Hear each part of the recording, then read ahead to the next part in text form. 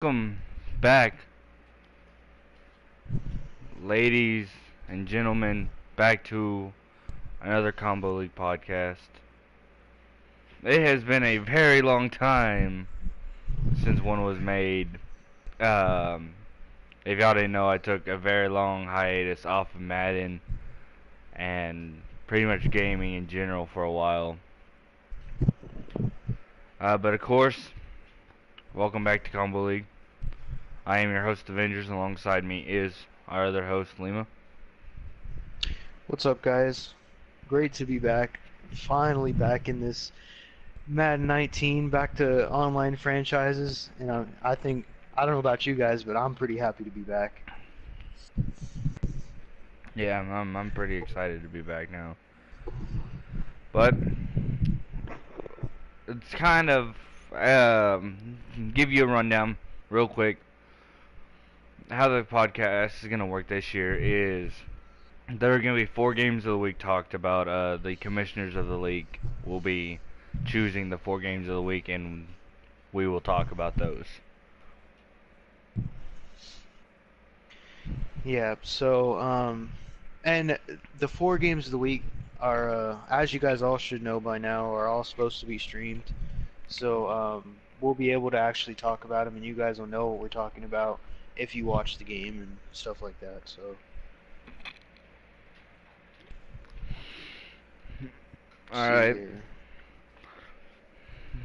I'll let Lima kick us off with the first game of the week. So, I don't know what the specific order was, but here we'll go. We'll start off with the Steelers and the Browns. So, going into this one, as you could see, the Browns 35 and the Steelers 12. And I didn't watch the full game, but I watched most parts of it, and I can say the Browns receiving core is something special this year, and not even overall wise, but just like I don't know, that 6'7" receiver he has. That man made some crazy catches.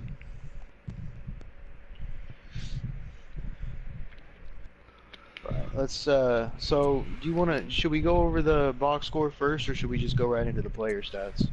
We can do box score. Just give a quick rundown of them. So yeah, as you could see, Browns pretty much dominated every fashion of this game. Um, 362 offensive yards compared to 213. Not much rush yards, but we all know that that's pretty much going to be how it is unless they patch it. So 78 rush yards compared to 46. And I will say this: 200. it is amazing to see a man who comes from Madden 18 with us, who is known for his rush game, come into this game where they changed how rushing has been done, and to be below 100 in his first game. Yeah, yeah. So yeah, as you can see, 284 pass yards compared to 167 pass yards. More first downs for the Browns. The Browns did have 3 turnovers, though, however, and the Steelers didn't have any. But as you could see, the Browns' defense was strong enough to overpower those turnovers.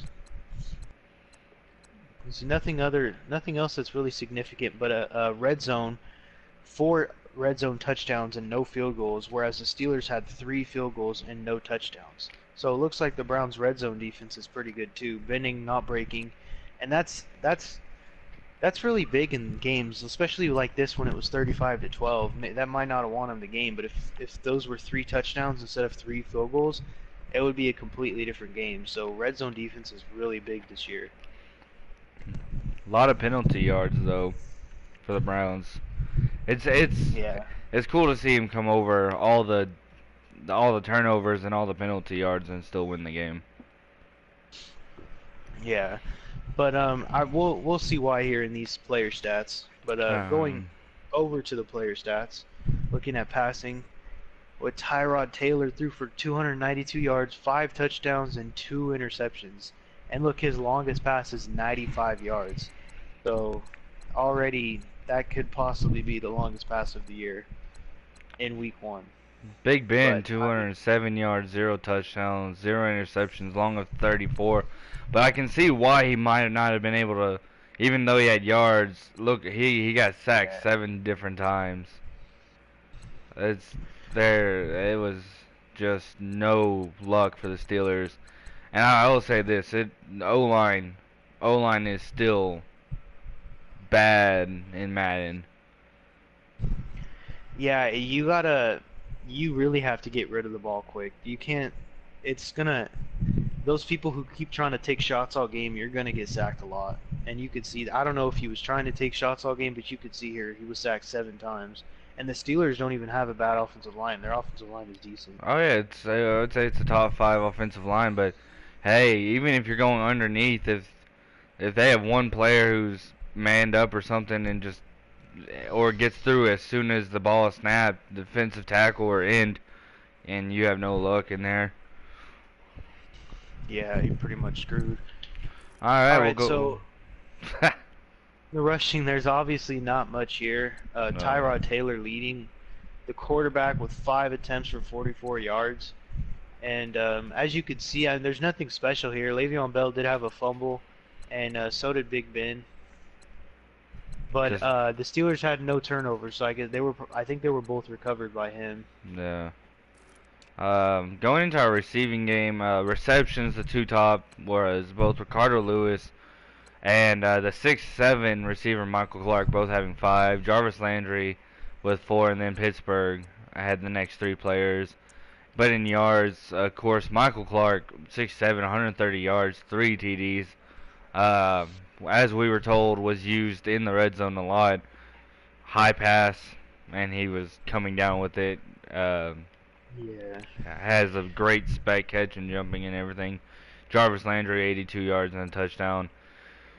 And for Pittsburgh, Jeremy Maclin, the veteran receiver, had 73 yards, but of course there was nothing else there for anybody. Yeah. And Michael Clark was that receiver that had the 95-yard touchdown. And you see his, well, never mind, they don't show rack long, never mind. So I was gonna say his rack on that play was 90 yards, but that's total. That's not for one play. Yeah. Alright, in blocking, we'll see the sacks allowed right here.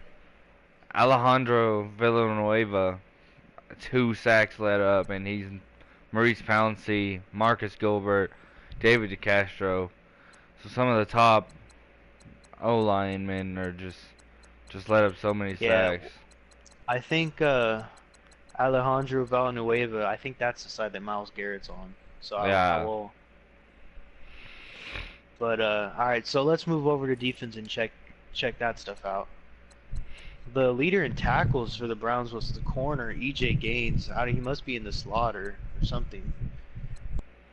But and then wow, Miles Garrett only had 1 sack. I was expecting him to have more.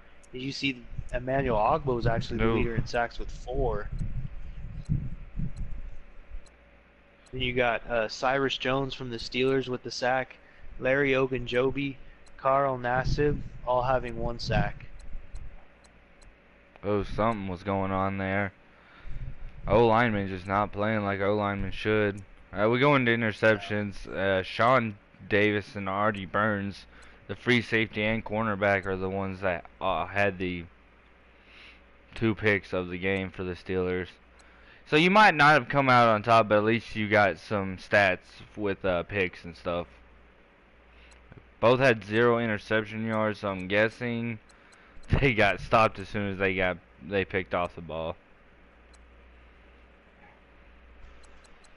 Yeah, and then you can see that there were 3 forced fumbles total. Emmanuel Ogba, Demarius Randall each had 1 from the Browns, and then Terrell Edmonds, the rookie safety, had 1 for the Steelers. But as you can see, there were no fumble recoveries, so it looks like all 3 fumbles were retained by the team that fumbled.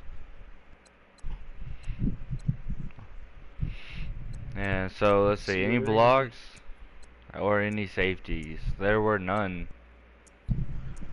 So congratulations to the Browns.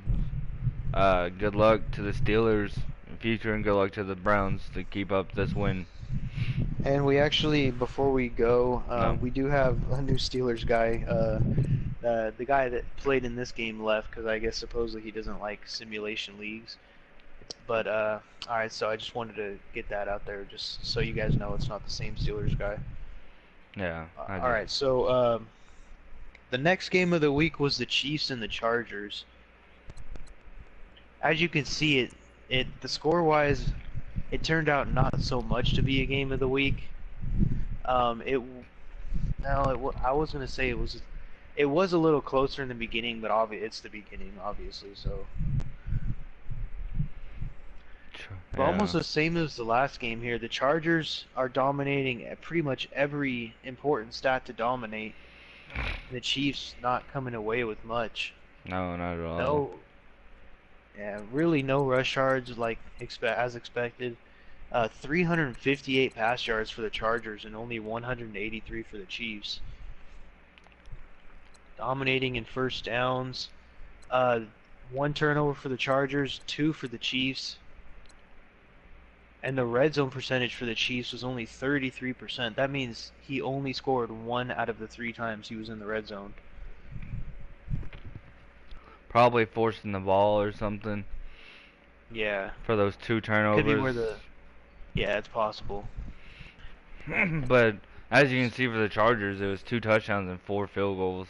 But at least the Chargers looks like he played smart and probably just took his field goal and didn't want to force anything. Penalty yards, Chiefs also had 55. Chargers also held the possession time 3 more minutes. Yeah. Alright, going into stats, we got passing. Phillip Rivers, amazing game, 358 yards and a touchdown along of 58. Did not get sacked at all. 16 for 24, 66 percentage completion, and a 14.9 average yards per attempt. So Phillip Rivers, amazing game for being such a low overall. Yeah, and then the first-year starter Patrick Mahomes for the Chiefs. He not terrible. I mean, 2 interceptions. Other than that, not terrible. He threw for 217 and had a touchdown. He was sacked 6 times though, so those interceptions could have come from having a lot of pressure in his face or just making bad reads. But as you see, he had a 50% completion rating and 9 yards per attempt. In so the his rush, O-line really not helping him out that much. No, and I wouldn't even say the Chiefs have that great of an O-line anyway. No. But in the rushing game, I guess no one really had that great. Melvin Gordon had 51 yards. He also had a touchdown, but he also fumbled. He had a 3.4 average, which is not what Not he should terrible, have. It's not Yeah, terrible. it's not terrible. I mean, it's a first down every time, but it's still not what you want, especially in Madden. It's not what you want for an average. Yeah, it's not what Melvin Gordon should be putting up. Kareem Hunt, looks like they didn't even rush that much. The Chiefs did not even try. If you see, Kareem Hunt and Pat Mahomes both had 3 attempts. It looks like maybe Kareem Hunt could have had more yards if he kept on the ground.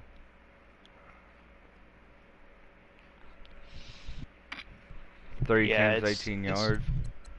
Yeah, it is weighted though with only 3 attempts. Like he could have just had an open box or so. We wouldn't know for sure. But moving over to receiving, there's some big numbers here from the Chargers. As you can see, Tyrell Williams and Travis Benjamin leading the Chargers. Tyrell Williams with 6 receptions, 187 yards, and then Travis Benjamin 116 yards and 5 receptions. And look at that, Travis Benjamin only 10 rack yards. So that means most of those yardages was him way downfield. That is kind of interesting because the Chargers had no sacks. He wasn't sacked at all.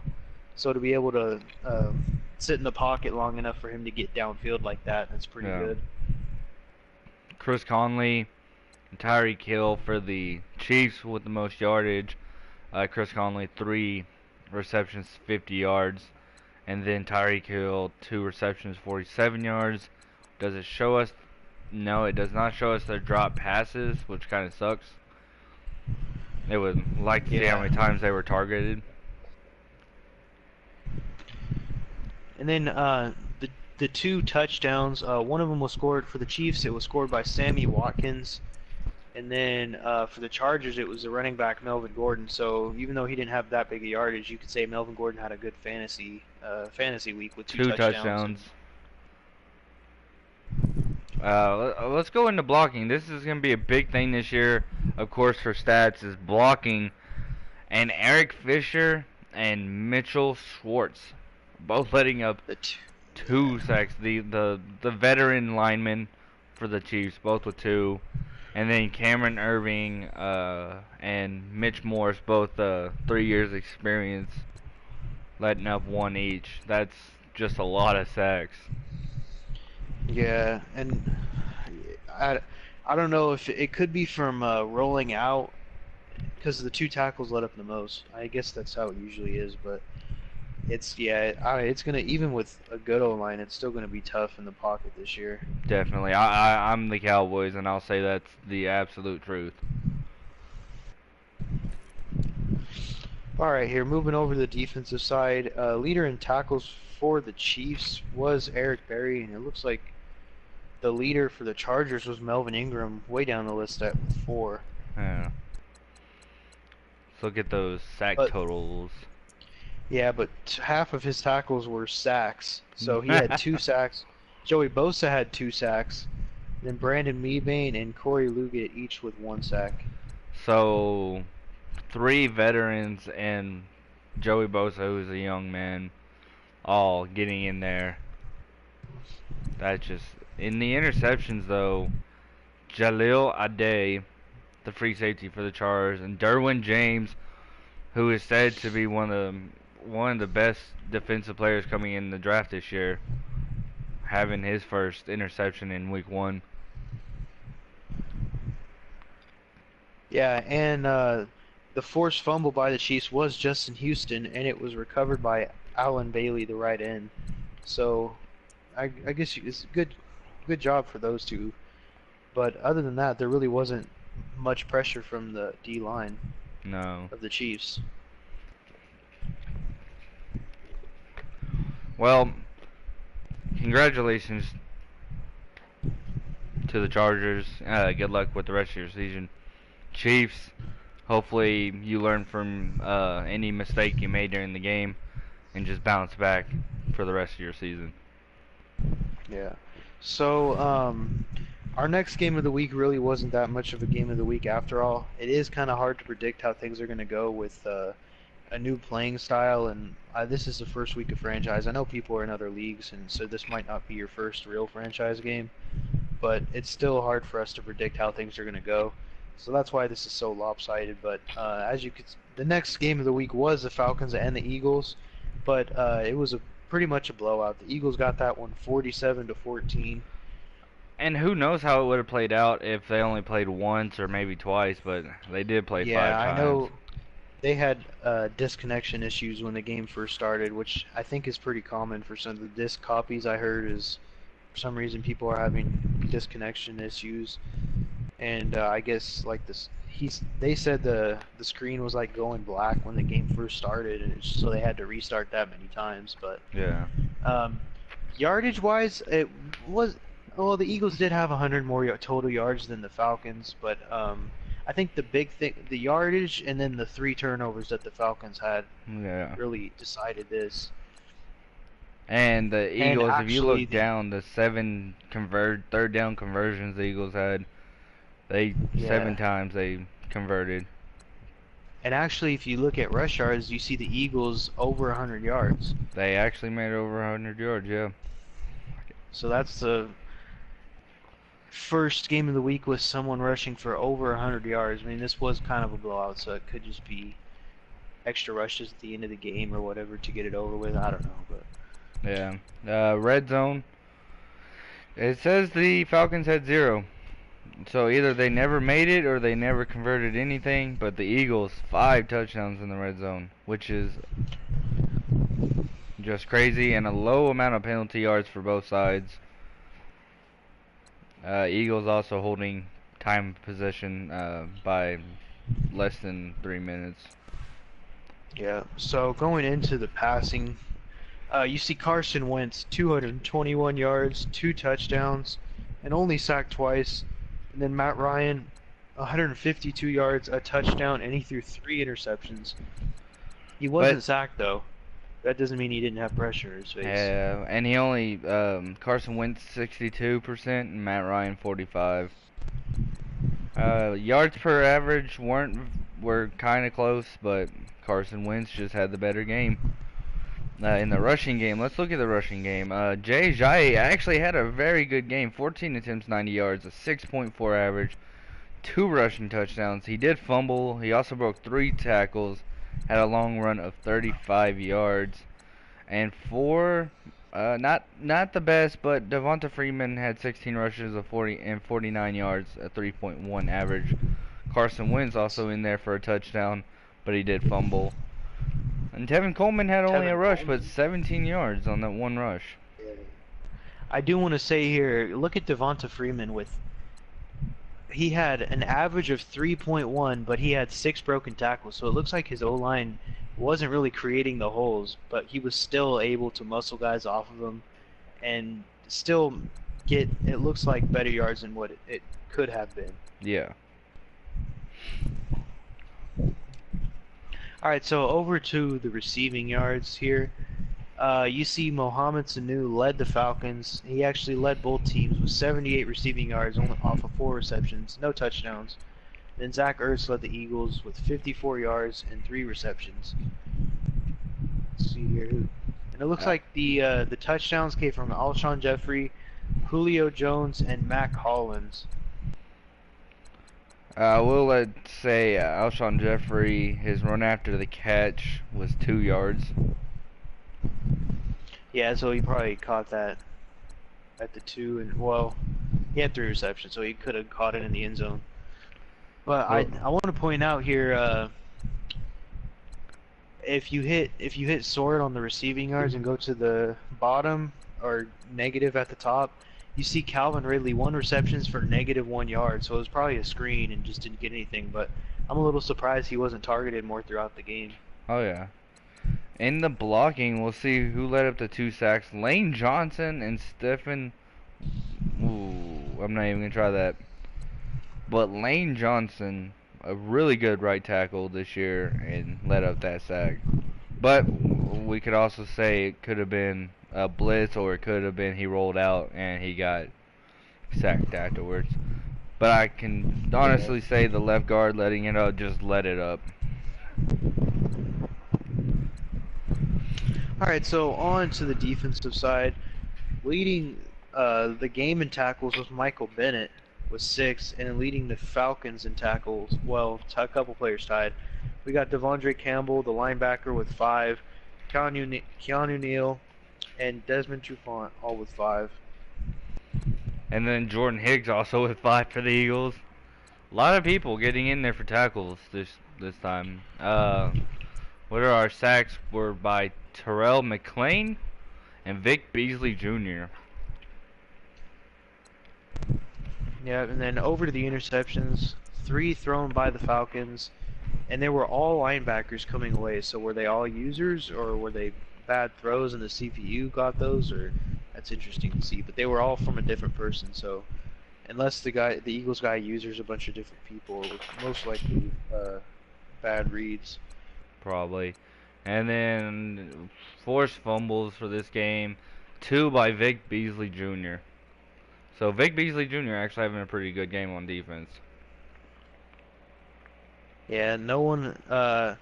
Looks like no one was around to help him recover those fumbles though, because they didn't get any back.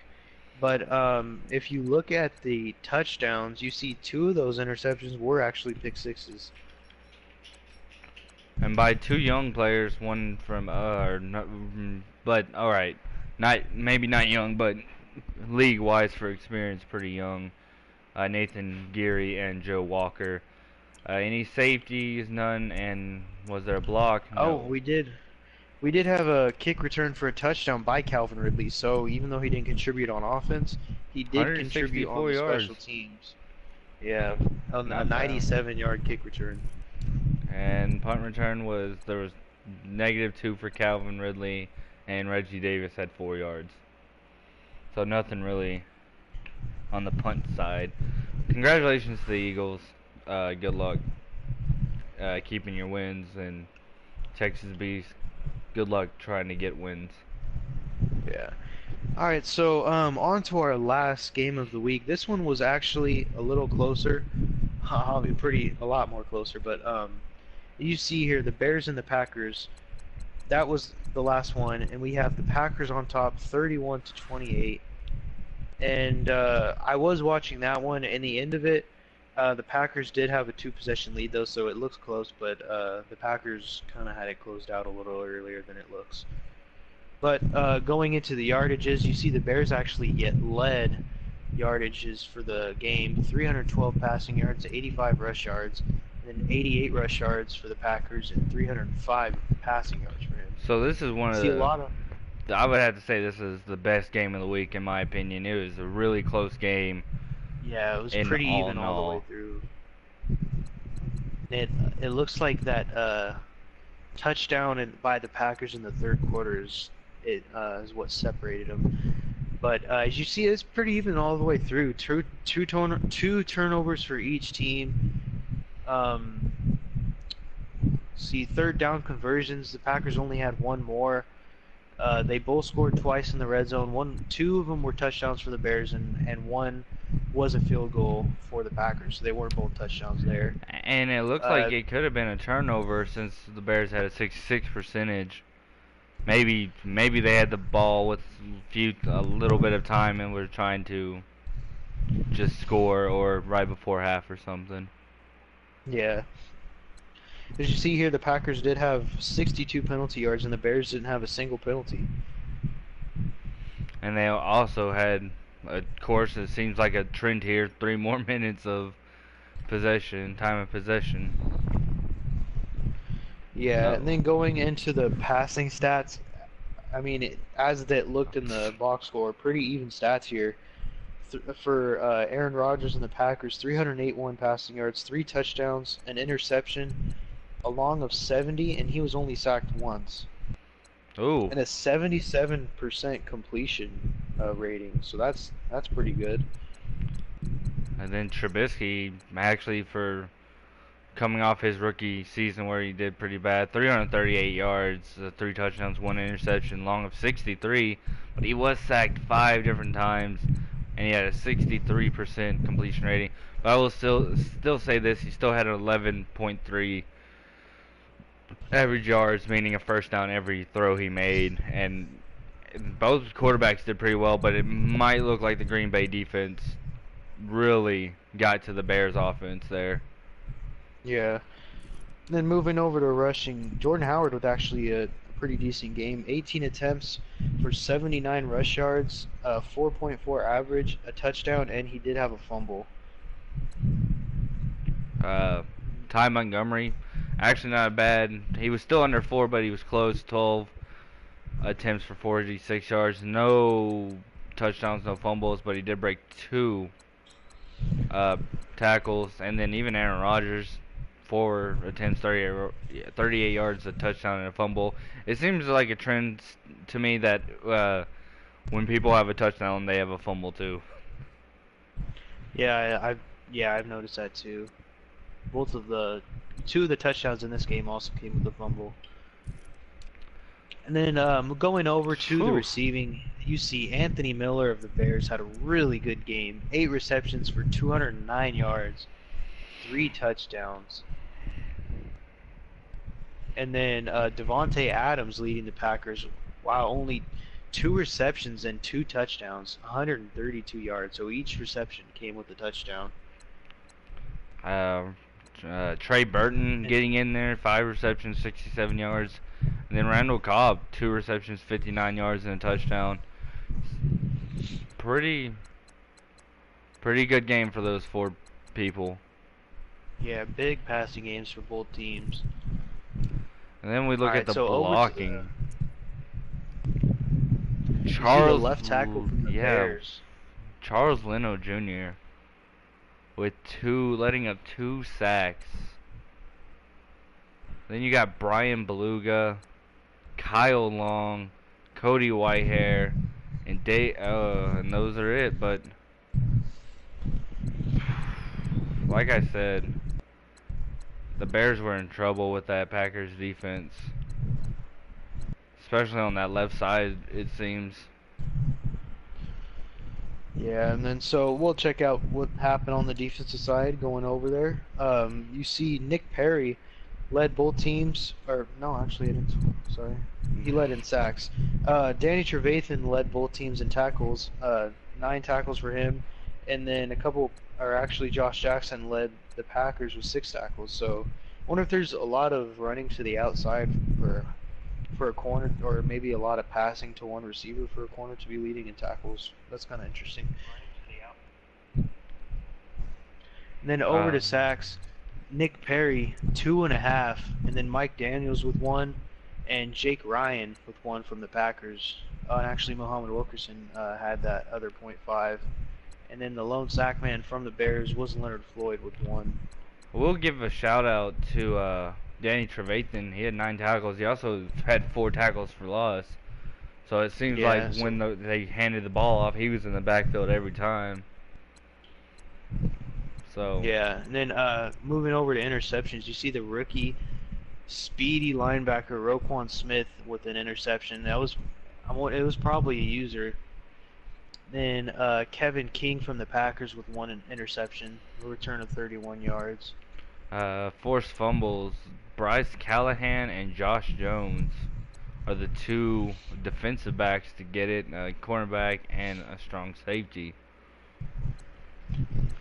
Yeah, and then Fumble recovery. Roquan Smith was actually a pretty good game. He had one of those recoveries, and then Dean Lowry or whatever from the Packers Lowry, yeah. had that other recovery. So yeah, Roquan Smith had a pretty good game. Defensive touchdowns, there were none, but it was a passing and a defensive game. It seems because there wasn't much else there. Nothing on the kick and punt return, but a really good game by both sides. And congratulations to the Packers for their win. Week 1 division matchup. Yeah, that was a really good game of the week too. We'll hope to see a lot more games like that in the future. But so that's it for the week 1 recap. Now we're going to talk about a little bit about the 4 games of the week for week 2 that we chose. Obviously, the week started yesterday, and there are some games played, but the 4 games of the week haven't been played yet, so we're still going to talk about those 4 games. So, the first game that we chose was the Titans and the Texans, and this one is we chose it because I think they both won in week 1, and this is a division game, obviously. So we're expecting another Bears-Packers from last week type of game. Oh, I It's could going to see be it. a good one. But Yeah. I guess to give a little insight before we start picking sides, the Texans do not have, after trading in week 1, they do not have J.J. Watt, and they do not have Honey Badger. They don't have Deshaun Watson anymore. To replace They don't have them, Will Fuller either. or Will Fuller, yeah, those are the 4 people given up. His O-line has been built up, though. He built the Texans O-line pretty well for just trading, and he did get Jimmy Garoppolo off the 49ers when the 49ers took Deshaun Watson. But I wouldn't say they're in any way, shape, or form undermatched for the Titans. They lost some players, but I think they gained a lot of good players out of it. Yeah, and I mean, like I said earlier in the podcast, it's still early, so we're expecting this to be a good game of the week worthy, but we won't know for sure until we start watching the game.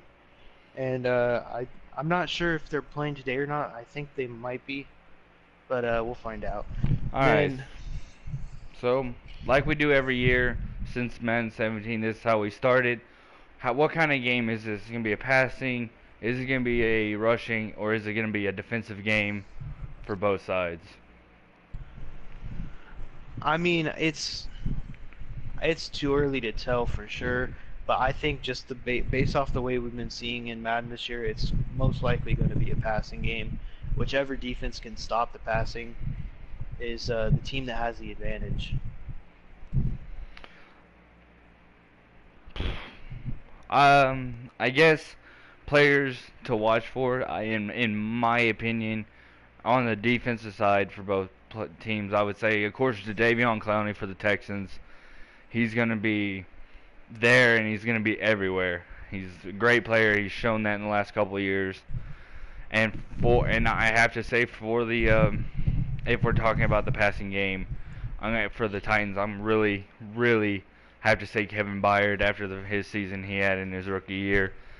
That he's a great safety, and I think he's going to be right there at every point in time that you think your guys can get open.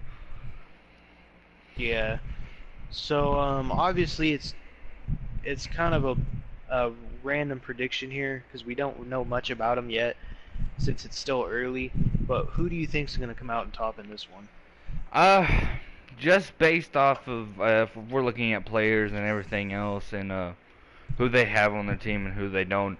I really am going to say the Titans. And the Titans, I'll give a rundown real quick.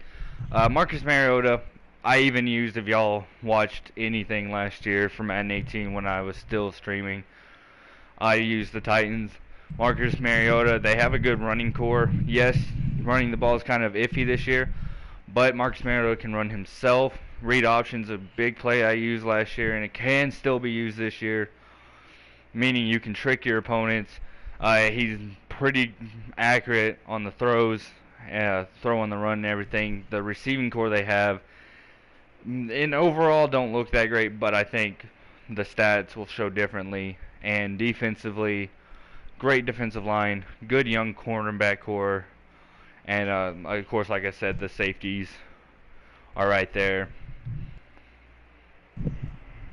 Yeah, I'm gonna actually disagree. I'm gonna go with the Texans. I have seen him play this year. I've seen him play in the past. He's new to well, he was in Combo League at the end last year, but he's new for the full effect. Um, I think he's gonna come out on top in this one. He did get a pretty much new offensive core, and he gave away a couple of his defensive core players, but he also got a couple good players back. I think he has what it takes to win this game.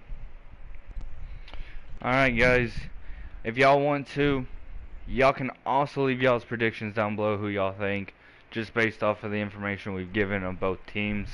Or if you know anything about either teams in Madden 19, you can give your predictions of who's gonna win. Yeah. All right. So next game of the week here, just going down once, is we have the Eagles and the Bucks. And as you guys know, I am the Bucks, so I'm gonna let Avengers talk about this one. Alright, I'll give you a quick rundown, or as quick as I can make it, by giving y'all the information. As y'all can see, like in week 1, we did have the Falcons and the Eagles blew out the Falcons 47-14. And we will also go back to week 1 and we will show you the Buccaneers and the Saints. Lima had a 24-3 win. So both sides can say they did pretty well week 1. So it's going to be a pretty good game. As you can see, as you saw, a lot of passing yards by the Eagles last week, and the Bucks have a pretty good running core and receiving core. What are the Bucks missing? Well, the Bucks are missing Mike Evans. They did get Allen Hurns off of the Cowboys for Mike Evans and Jalen Smith and a pick. So that's a big threat, but they still have Deshaun Jackson, who's a pretty speedy guy, and Adam Humphries, who can really catch a ball. He might not be the fastest, but his catching's good. Eagles, Alshon Jeffrey, and them. So both sides have a great receiving core. Now, I do say this as y'all, the Texans are the ones who gave the Bucks, J.J. Watt and Honey Badger, making it where the Bucks defensive line and the safety core is one of the best in the league right now. So the defensive side of the ball for both sides is going to be outrageous. But the Bucks also did, like I said, lose offensive linemen, and the Eagles have not even let go of offensive linemen yet, and their defensive line still a great defensive line. So it's going to be it's going to be a lot of hard flats and everything, trying to get rid of that ball quickly. And it's hard to say. I know Lima. As y'all know, we're both hosts of this. I've played with him for a long time. I know how he plays. He's a really great player. But just seeing off of what the Eagles had done last week, it's going to be a hard matchup for both sides. Now, if I was to choose a side, I have to say Lima, because Lima, under pressure, is pretty good about somehow pulling a win out of nowhere. So I'm going to have to say Bucks, get my check mark for this one. Alright here, so let's see, going on to our next game, we have the Cardinals and the Rams. Another division matchup. Further down here we have Debo and Jay Preston. Debo from Combo League, Jay Preston from MLH, so I'm not sure if they've ever played each other before. So this could be interesting, and they're in the same division, so this is going to be the first time of many matchups for them. So it's going to be really interesting to see how this one plays out. Well, we all know both sides have great running backs.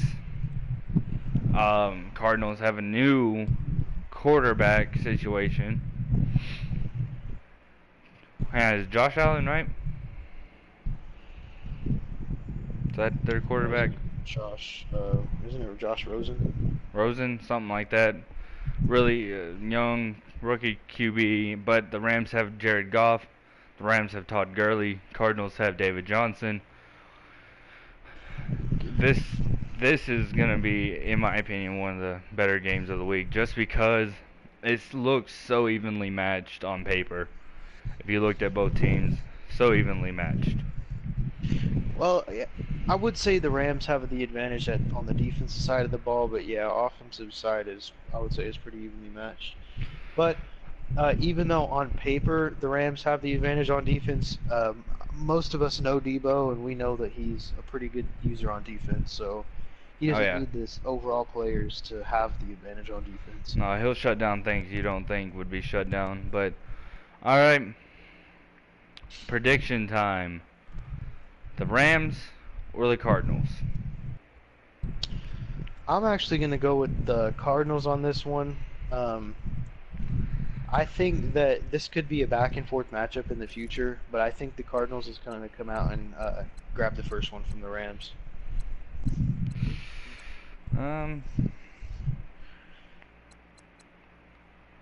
You know what? I might have to agree with you. Just looking at week 1, I might have to agree that the Rams or the Cardinals does take this win home to Arizona, because looking at week 1, the Cardinals did win and the Rams did take an L to the Raiders. But anything can happen. This is Madden. Madden has never been set in stone ever. Yep.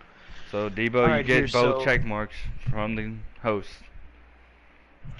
On to our next game of the week and last game of the week. We have the New York Football Giants against the Dallas Cowboys. Penny against Avengers. So as you know, Avengers is in this game, so I'm gonna take the driver's seat on this one. Go ahead, buddy. All right, so both teams kind of struggled in week 1. Yeah. So this could be an interesting game for them in week 2. Who can bounce back and maybe I wouldn't say take a lead in the division, because the Eagles did get a pretty good win week 1.